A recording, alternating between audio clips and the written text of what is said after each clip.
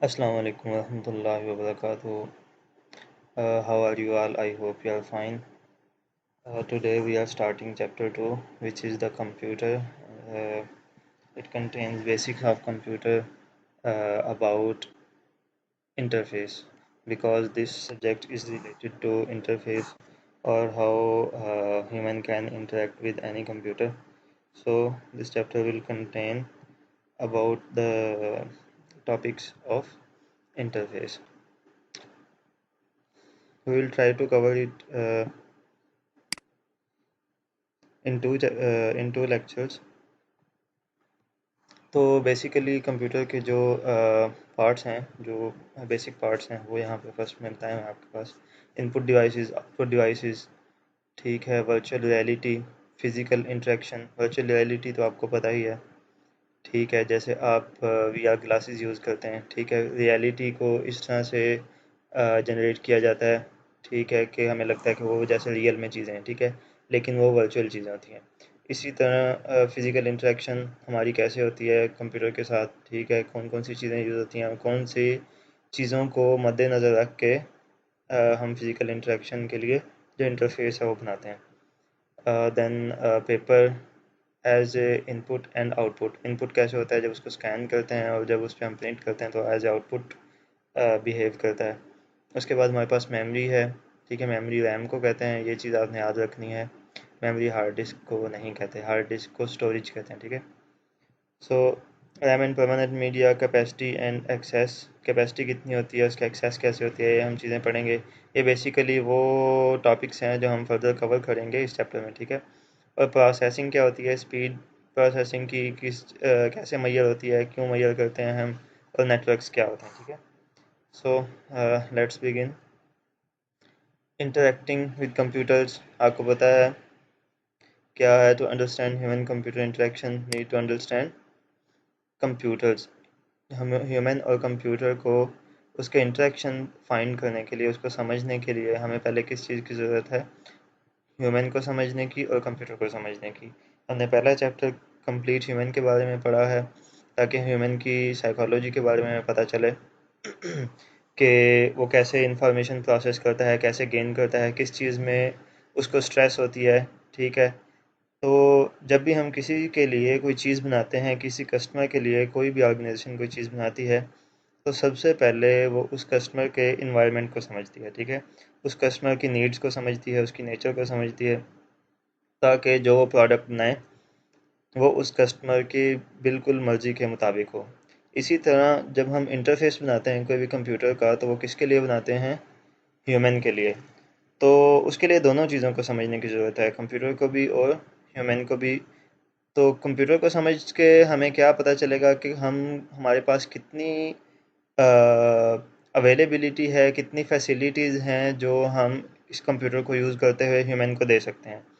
और ह्यूमन को स्टडी करके हमें ये पता चलेगा कि हम ह्यूमन को किस तरह से एज प्रोवाइड कर सकते हैं। बाज़ औक़ात आपने देखा होगा कि कुछ इंटरफेस होते हैं जिनमें बहुत सारे ऑप्शंस होते हैं, लेकिन वो हर एज के पर्सन के लिए या हर क्लास के पर्सन के लिए ठीक नहीं है। जो सिंपल ऑर्डिनरी पर्सन है, जो कंप्यूटर साइंस का नहीं है, उसके लिए वो हैप्टिक होगा, ठीक है। हैप्टिक नहीं, सॉरी, हैक्टिक होगा, क्योंकि उसको समझ नहीं आएगी कि इसमें से कौन सी ऑप्शन किस लिए यूज़ होती है। तो इसीलिए आपने देखा होगा जो आपके पास व्हाट्सएप है, इससे अच्छे भी आपके पास मैसेंजर्स अवेलेबल हैं ऑनलाइन, लेकिन व्हाट्सएप ही क्यों इतना ज़्यादा यूज़ हो रहा है, क्यों? क्योंकि उसको यूज़ करना बहुत ज़्यादा इजी है। उन्होंने बहुत ज़्यादा ऑप्शंस नहीं दी इसके अंदर, इसलिए कि किसी को कम्प्लेक्सिटी ना हो। जितना कम्प्लेक्स काम होगा उतना ज़्यादा इजी टू यूज़ होगा। इसमें भी उन्होंने ऑप्शंस दिए हैं, लेकिन वो ऑप्शंस जो ज़्यादा लोग जो टेक्निकल हैं उनके लिए भी उन्होंने चीज़ें दी हैं, जैसे प्राइवेसी की चीज़ें, ठीक है। फिर रीड का ओटिक वगैरह आता है। तो ये सारी चीज़ें किस तरह आती हैं, जब हम कस्टमर को समझते हैं। तो फर्स्ट चैप्टर हमने ह्यूमन को समझने में देखा है कि उसमें ह्यूमन की साइकोलॉजी क्या होती है, कौन से फैक्टर्स होते हैं, किस तरह वर्किंग होती है। अब सेकंड चैप्टर ये है कंप्यूटर के बारे में, ठीक है। सो ए टिपिकल कंप्यूटर सिस्टम, उसमें क्या होता है, कीबोर्ड होता है, माउस होता है, ठीक है। वेरिएशन इसमें क्या है कि डेस्कटॉप भी कंप्यूटर है, लैपटॉप भी है, और पीडीए। पीडीए किसे कहते हैं, पर्सनल डिजिटल असिस्टेंट या आप अपने एंड्रॉयड फ़ोन को भी PDA कह सकते हैं, ठीक है। तो ये टिपिकल कंप्यूटर सिस्टम के कंपोनेंट्स हैं, ठीक है। इसमें हमारे पास डेस्कटॉप जो है, इसमें हमारे पास ये विंडोज़ होती हैं। विंडोज़ किसे कहते हैं? जैसे आपके पास कोई चीज़ ओपन हुई होती है, कंप्यूटर ओपन हुआ है, माई कंप्यूटर आपने ओपन किया हुआ है, या समहाउ कोई मूवी ओपन किया है, तो वो हर एक की अलग-अलग से विंडो है, ठीक है। नेक्स्ट है कि हाउ मैनी कंप्यूटर्स, हम समझते हैं कितने कंप्यूटर्स हैं हमारे घर में, एक दो या तीन। हम तो देखते हैं कि जो लैपटॉप है या कंप्यूटर है पड़ा हुआ डेस्कटॉप, वही आपके पास कंप्यूटर है। इनफैक्ट आपकी हर वो चीज़ जिसके अंदर कोई लॉजिक यूज़ हो रही है, वो हर चीज़ आपकी कंप्यूटर है, ठीक है। लेट्स सी क्या क्या आपका कंप्यूटर है घर में। आप देखें, टीवी, VCR, DVD, वाईफाई अगर आपका लगा हुआ है, ठीक है, हाईफाई लगा हुआ है, केबल सेटेलाइट, या वो जो डिश यूज़ करते थे वो, माइक्रोवेव जो है आपका वो भी कंप्यूटर है, कुकर भी कंप्यूटर है, वॉशिंग मशीन, ठीक है, central heating system, security system, ये सारी चीज़ें क्या हैं? कंप्यूटर हैं, ठीक है। इसी तरह अगर आप अपनी पॉकेट्स में देखें, PDAs, phone, camera, smart card किसे कहते हैं? जिसको आपने देखा होगा मूवीज़ में भी अक्सर, वो स्वाइप करके तो डोर लॉक खुल जाते हैं, ठीक है। तो वो हो गए। उसके बाद इलेक्ट्रॉनिक कार की जो कीज़ होती हैं आपके पास, या फिर USB डिवाइस है, ये सारी की सारी क्या हैं? ये कंप्यूटर हैं, ठीक है। सो इंटरेक्टिविटी क्या होती है? आपके पास पुराने दौर में जब इंटरेक्टिविटी होती थी कंप्यूटर की, ह्यूमन की कैसे होती थी? पंच कार्ड्स होते थे बहुत बड़े बड़े लोहे के, ठीक है, और उनकी जो मेमोरी कैपेसिटी है वो KBs में होती थी। आज तो हमारे पास छोटा सा मेमोरी कार्ड होता है और उसकी कैपेसिटी GBs में है। उस वक़्त बाइट्स में होती थी, और फिर के बाइट्स में, ठीक है, किलो बाइट्स में। तो उसके लिए वेट करना पड़ता था, ठीक है। लाइन प्रिंटर आउटपुट का क्या मतलब है कि उसकी वायर्स होती थी जो प्लग करते थे, प्लग इन करते थे, फिर प्लग आउट करते थे, जिसकी बेस पे उस में कार्ड में कोई चीज़ राइट होती थी। तो अभी हमारे पास क्या है? Now most computing is interactive. Interactive का क्या मतलब है? क्या इंटरेक्टिव का मतलब यह है कि कंप्यूटर खुद से काम नहीं कर रहा था, हम उसको ऑर्डर देते हैं तो तब वो काम करता है। जैसे मैं किसी चीज़ पे क्लिक करता हूँ, तो उस क्लिक के अगेंस्ट कंप्यूटर वर्क करता है, ठीक है। जब हम किसी चीज़ को डिलीट करते हैं तो वो हमसे पूछता है कि क्या इसको आके आप डिलीट करना चाहते हैं। तो ये सारी क्या है? इंटरेक्टिव कंप्यूटिंग है, ठीक है। रैपिड फीडबैक, हमें फ़ौरन फीडबैक मिलता है। जैसे हम डबल क्लिक करते हैं तो लोडिंग का साइन आ जाता है, अगर ओपन नहीं भी होता, या फ़ौरन ओपन हो जाता है, हमें साथ में साउंड भी सुनाई देता है। तो ये सारे का सारा क्या है? Feedback, rapid feedback. The user in control, most of the time, ज़्यादातर हम कंप्यूटर यूज़ कर रहे होते हैं तो कंप्यूटर उस वक़्त अपने आप को कंट्रोल नहीं कर रहा था, बल्कि हम कंट्रोल कर रहे होते हैं, ठीक है। डूइंग रेदर देन थिंकिंग, क्या मतलब होता है कि हम जस्ट क्लिक करते हैं, हमें ये नहीं सोचना पड़ता कि हमने करना क्या है, ठीक है, और वो कंप्यूटर जो है वर्क करता है, ठीक है। सो रिचर इंटरेक्शन, यही जो मोबाइल वगैरह सेंसर्स हैं, डिवाइसेस हैं, ये सारी क्या है? रिचर इंटरेक्शन है हमारा। सो नेक्स्ट हम पढ़ते हैं टेक्स्ट एंट्री डिवाइसेस। इसमें हैं कौन क्या क्या चीज़? Keyboards, chord keyboards, phone pads, handwriting and speech. Okay, keyboards की कुछ टाइप्स हैं। कीबोर्ड्स का तो आपको पता ही है कि कीबोर्ड्स क्या होते हैं, ठीक है। इन पे कीज़ होती हैं एक्स्ट्रा। इसमें फिर इनकी कीबोर्ड्स की वो भी हैं आपके पास लेआउट्स हैं, ठीक है, वो भी हम देख लेते हैं। उसके बाद फ़ोन पैड्स हैं। फ़ोन पैड्स कौन से होते थे? जो लेट्स सी आपके पास बटनों वाले नोकिया के मोबाइल होते थे, ठीक है, उनको हम फ़ोन पैड्स भी कह देते हैं। उसके बाद हैंड राइटिंग। हैंड राइटिंग का क्या मतलब है? कि मैं इस एरो को यूज़ करते हुए कोई चीज़ राइट करता हूँ, ठीक है, यहाँ स्क्रीन पे। और उसके बाद स्पीच रिकग्निशन। स्पीच से क्या मुराद है? आपने अपने एंड्रॉयड कीबोर्ड में देखा होगा एक माइक का आइकन आ रहा था, वहाँ पे अगर करें तो हम बोल के कोई चीज़ राइट कर सकते हैं, ठीक है। तो ये सारी की सारी क्या है? Text entry devices, okay. Keyboard देख लेते हैं। कीबोर्ड का आपको पता ही है, मुझे बताने की ज़रूरत नहीं है। इसकी फर्स्ट लेआउट क्या थी? क्वार्टी कीबोर्ड, ठीक है। क्वार्टी इसको क्यों कहा जाता है? क्योंकि इसके जो फर्स्ट अल्फ़ाबेट्स हैं वो QWERTY हैं, ठीक है। तो ये बनाया गया था। अब आपको ज़हन में होगा कि क्वार्टी क्यों बनाया गया। मतलब ABC जब एक तरतीब में है, तो ABC की तरतीब में ही कीबोर्ड क्यों नहीं बनाया गया? उसके कीज़ इस तरह डिफरेंट क्यों हैं? तो आपने वॉवल का तो सुना होगा, AEIOU वॉवल्स हैं अल्फ़ाबेट्स में। तो बेसिकली इंग्लिश के जो मोस्ट ऑफ द वर्ड्स हैं उनमें ये वॉवल्स यूज़ होते हैं। तो क्वार्टी कीबोर्ड में इस चीज़ को फोकस किया गया था कि जो वॉवल्स हैं वो दोनों हैंड्स, आप दोनों हैंड से कीबोर्ड पे टाइपिंग करते हैं, तो दोनों हैंड्स के नीचे इक्वली आपके आए वॉवल्स, एक साइड पे ना हो जाएं, ठीक है। एक साइड पे हो जाएंगे तो आपका एक हैंड जो है उसको ज़्यादा टाइप करना पड़ेगा as compare to other hand, तो इससे आपकी रिस्ट इंजरीज हो सकती हैं, और वैसे भी ये कंफर्ट नहीं देता, तो इसलिए उन्होंने क्वार्टी कीबोर्ड बनाया था। ठीक है। अब ये है कि इसके अलावा कुछ लेआउट्स बाद में और भी आई थी जो इससे भी ज़्यादा कंफर्टेबल थी, ठीक है।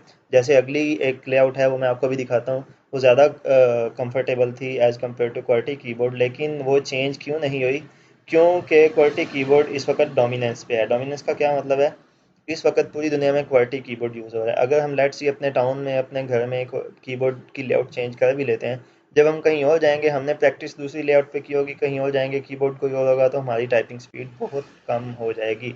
इस वजह से क्वार्टी कीबोर्ड की जो लेआउट है उसको चेंज नहीं किया जा सका। ओके, ये आपकी क्वार्टी लेआउट है, आपको पता ही है। अल्टरनेटिव कीबोर्ड लेआउट्स, सो इसमें कोई एक दो चीज़ें देख लेते हैं, कोई चीज़ रह ना गई हो। Non alphanumeric keys are placed differently, accented symbols needed for different scripts, ये आपको पता ही है, हमें शिफ्ट के साथ सिंबल्स वगैरह डालने पड़ते हैं, जैसे कि हैश हो गया, डॉलर साइन, ये चीज़ें।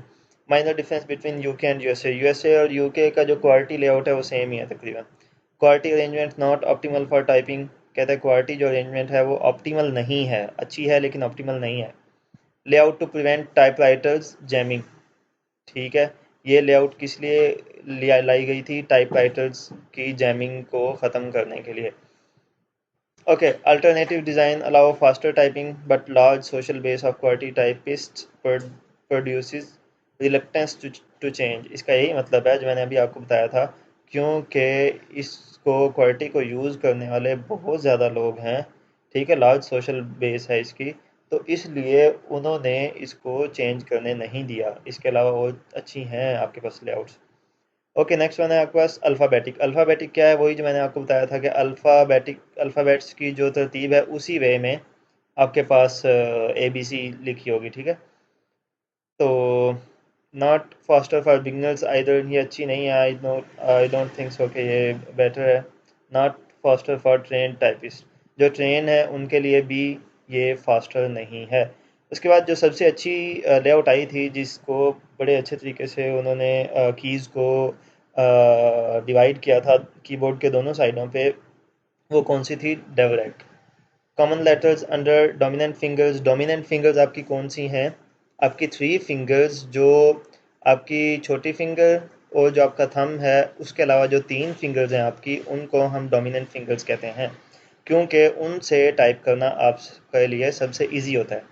तो उन्होंने क्या किया था, डायरेक्ट जो लेआउट थी उसमें वो कीज़ जो ज़्यादा, जो मोस्ट फ्रिक्वेंटली यूज़ होती हैं इंग्लिश के वर्ड्स में, उसको, उन कीज़ को उन्होंने डोमिनेंट फिंगर्स के अंडर रखा था, रखने की कोशिश की थी कि ये कीज़ उन फिंगर्स के नीचे हैं जो हमारी डोमिनेंट फिंगर्स हैं, ठीक है, ताकि टाइपिंग करने में आसान हो। अक्सर आपने देखा होगा कि जो कीज़ जो हम छोटी जो हमारी फिंगर है उससे या फिर हम थंब से करते हैं, तो उससे हमें थोड़ी सी मुश्किल पेश आती है as compare to other fingers, तो इसलिए उन्होंने इसको चेंज किया था। Bias towards right hand, right hand क्योंकि हम अल्लाह ताला ने ज़्यादातर इंसानों को राइट हैंड में ज़्यादा पावर दी होती है, तो ये डायरेक्ट कीबोर्ड राइट हैंड की तरफ ज़्यादा बाइस थी, क्योंकि राइट हैंड की तरफ ज़्यादा वो कीज़ थी जो ज़्यादा मोस्ट फ्रिक्वेंटली यूज़ होती हैं। Common combination of letters alternate between hands, क्या वही मतलब है कि कॉमन कम्बिनेशन का मतलब, let's see A double P Apple है, तो उसके हाफ जो अल्फ़ाबेट्स हैं वो एक हैंड के नीचे आएंगे, हाफ दूसरे हैंड के नीचे, ताकि कोई भी वर्ड जो हम लिख रहे हैं उस वो इक्वली दोनों हाथों पे डिवाइड हो। फिर 10 to 15% improvement in speed and reduction in fatigue, fatigue किसे कहते हैं, जो थकन होती है, ठीक है। जो स्पीड है वो 10 to 15% इम्प्रूव हुई थी डायरेक्ट से, और जो हमारे हाथ या रिस्ट थक जाती है उसकी भी रिडक्शन हुई थी। But large social base of quality वही चीज़ है कि जो क्वालिटी कीबोर्ड था उसकी वजह से ये चेंज नहीं हो सका, ठीक है। स्पेशल कीबोर्ड्स कौन से होते हैं, जो किसी पर्सन के लिए, किसी स्पेशल पर्सन के लिए बनाया गया हो, या किसी स्पेसिफिक काम के लिए बनाया गया हो। जैसे कि आपने देखा होगा जो कोई आपका ग्रॉसरी स्टोर है, ठीक है, जो उनमें जो बिल बनाने वाले होते हैं, जो वहाँ पे खड़े होते हैं काउंटर पे, तो उनके लिए उनको पूरे कीबोर्ड की ज़रूरत नहीं होती। अगर उन्होंने सिर्फ अमाउंट एंटर करनी हो तो उनके लिए ये आपको जो नज़र आ रहा है यहाँ पे सिर्फ इतना कीबोर्ड होता है, ठीक है, ये जिसमें सिर्फ नंबर्स होते हैं, ठीक है, तो उनको उनके लिए स्पेसिफिक होता है, ठीक है। Design to reduce fatigue for RSI। RSI क्या है? रिस्ट इंजरीज का है, एस से मेरे जहन में निकल गया, लेकिन ये रिस्ट इंजरीज हैं। क्या मतलब होता है कि जो आपके हैंड को वर्क करने के साथ जो इंजरीज होती हैं उसको कम करने के लिए, ठीक है। फॉर वन हैंडेड यूज़, एक हाथ के यूज़ के लिए, द मेल्ट्रॉन लेफ्ट हैंडेड कीबोर्ड, ये जो उन्होंने दिखाया हुआ है, ठीक है, ये भी एक उसकी एग्जांपल है। एक हाथ से आप सारे कीज़ को यूज़ कर सकते हैं। ओके, उसके बाद है कॉर्ड कीबोर्ड। कॉर्ड कीबोर्ड क्या है? ये एक हाथ से ये भी यूज़ कर सकते हैं, लेकिन इसका क्या है, वही बात है कि इसका एक तो साइज़ छोटा होगा, ठीक है। दूसरा ये है कि एक हैंड से अगर कोई डिसेबल है, ठीक है, अगर उसका एक ही हाथ है तो वो एक हाथ से यूज़ कर सकता है, लेकिन क्योंकि हमने सारे कीज़ को यूज़ करना है, तो क्या होता है, जैसे आपको याद होगा छोटे बटनों वाले मोबाइल में अगर आपने ABC लिखनी है तो एक बटन को 3 टाइम्स दबाते थे तो कोई और अल्फ़ाबेट लिखा जाता था, अगर 2 टाइम्स दबाते थे कोई और। तो इसी तरह इसके भी हैं, ठीक है। Letter type as combination of key press, ठीक है, कितनी बार हमने एक की प्रेस की है तो कौन सा लेटर टाइप होगा। Compact size, short learning time, बहुत जल्दी इंसान सीख सकता है, फास्ट है, but social resistance plus fatigue after extended use. क्या मतलब है कि सोशल रेजिस्टेंस का क्या मतलब है कि ज़्यादातर लोग इसे यूज़ करना नहीं पसंद करते, एक चीज़। दूसरी चीज़ ये है कि इससे आपका हाथ अगर कंटिन्यूसली आप यूज़ करें तो आपका हाथ थक जाएगा। New niche market for some wearables, ठीक है, वियरेबल्स क्या किनको कहते हैं? वो इलेक्ट्रॉनिक चीज़ें जो आपको एज ए क्लॉथिंग में या कह लें कि वियरिंग में आपके यूज़ होती हैं, जैसे आपका एंड्रॉयड वॉच हो गई, ठीक है, इलेक्ट्रॉनिक ग्लव्स हो गए और इस तरह की चीज़ें, ठीक है। Okay, phone pad and T9 entry, ये तो आपको पता ही है, फ़ोन पैड ये आपको याद ही होगा, ठीक है, मुझे बताने की ज़रूरत नहीं है। T9 एंट्री क्या थी ये मैं आपको बता देता हूँ। T9 एंट्री आपको कंप्लीट लिखने से बचाती थी। जैसे कि आपने क्या है, जैसे मैं आपको यहाँ पे एग्जांपल दे देता हूँ। अगर आपने हेलो लिखना है तो आपको क्या करना पड़ेगा, ये देखें यहाँ पे 2 टाइम 4 प्रेस करना पड़ेगा तो H लिखा जाएगा। फिर E लिखना है तो आपको 2 टाइम 3 प्रेस करना पड़ेगा। फिर क्या लिखना है आपने, डबल L, तो आपको 5 2 टाइम प्रेस करना पड़ेगा, 3 टाइम्स, ठीक है। उसके बाद फिर 5 3 टाइम्स प्रेस करना पड़ेगा क्योंकि डबल L है। उसके बाद O के लिए आपको 3 टाइम्स 6 प्रेस करना पड़ेगा। तो ये देखें, ये उन्होंने इस चीज़ की सीक्वेंस लिखा हुआ है, 4 4 3 3 5 5 5 5 6, ठीक है। तो ये जब आप इतने प्रेस करेंगे, इतने लेटर्स बटन्स प्रेस करेंगे, उसके बाद आपका क्या लिखा जाएगा, हेलो। तो इस इतने बटन्स को कम करने के लिए उन्होंने क्या किया था, T9 एंट्री आपको प्रोवाइड की थी। T9 एंट्री एक्चुअली है क्या, ये जितना भी कम्बिनेशन है इसमें से आप एक एक बार सारे दबाएंगे तो ये हेलो लिखा जाएगा। कैसे, 4 2 टाइम है, 3 2 टाइम है, 5 कितने टाइम है, 4 टाइम, सॉरी 3 टाइम यहाँ, 3 टाइम यहाँ, फिर 6 3 टाइम है। तो हमें क्या करना पड़ेगा, हम सिर्फ क्या करेंगे, 4 3 5 5 6, सिर्फ कितने लेटर्स बनेंगे, कितने बटन्स बनेंगे, 1 2 3 4 5, 5 अगर हम ये बटन दबाते हैं तो अगर आपकी T9 एंट्री ऑन है तो हेलो खुद ब खुद लिखा जाएगा, आपको इतने बटन्स प्रेस नहीं करने पड़ेंगे, ठीक है।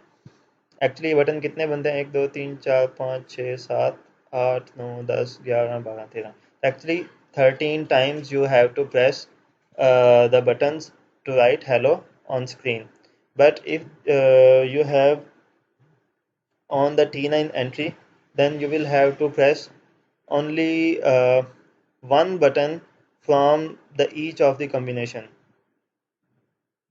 So इसी तरह ये आपकी क्या थी, प्रेडिक्टिव T9 एंट्री जो मैंने अभी आपको बता दी है, ठीक है।